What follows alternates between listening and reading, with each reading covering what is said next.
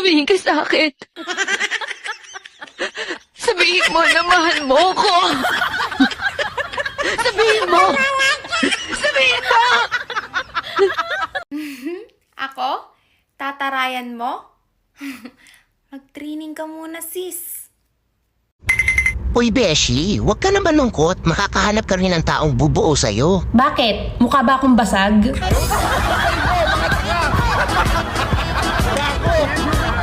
Pwet ko o pwet niya? Siyempre, pwet mo.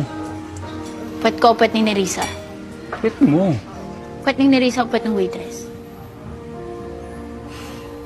Oh, ba't di ka makasagot? Ano bang sagot yung hindi ka ma-high blood? Siyempre, pwet ko. Eh, wala naman yun sa choices eh. Kahit na.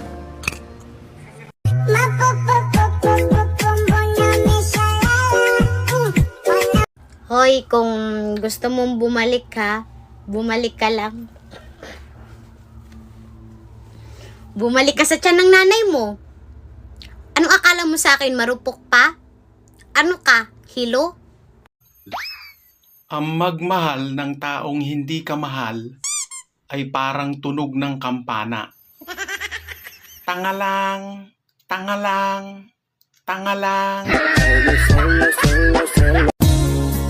Palagi kong tinatanong sa sarili ko ito. Ikaw ba'y lalayo kung lahat ay inamin ko? Kahit wala nang gustong makipag-usap sa akin, okay lang. Nagsasalita naman ako mag-isa. Ang dami kong nalaman tungkol sa akin. Mga bagay na hindi ko akalain na ganun pala ako. Salamat sa mga chismosa.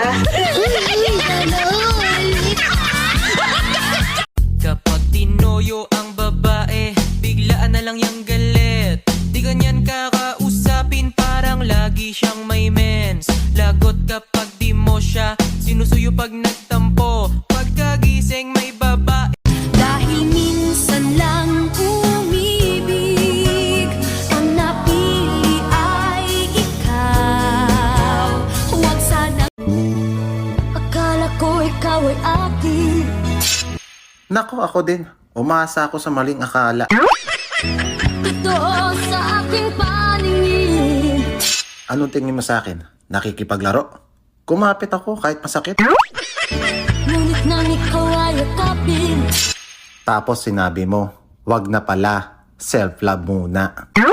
Naglalaho sa dilim. Eh kung ayaw mo, eh di wag. Bahala ka sa buhay mo.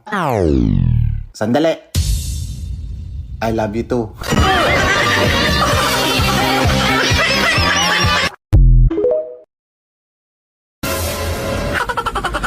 Oh, ba't ang lungkot-lungkot mo?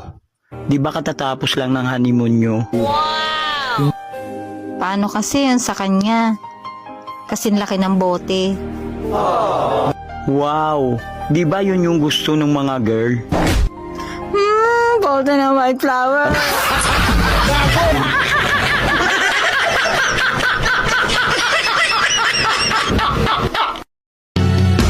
Nagsimula sa simple na pasulyap-sulyap, nagpapapansin sa'yo. Umabot sa palitan ng mga mensahe, kilig na kilig ako.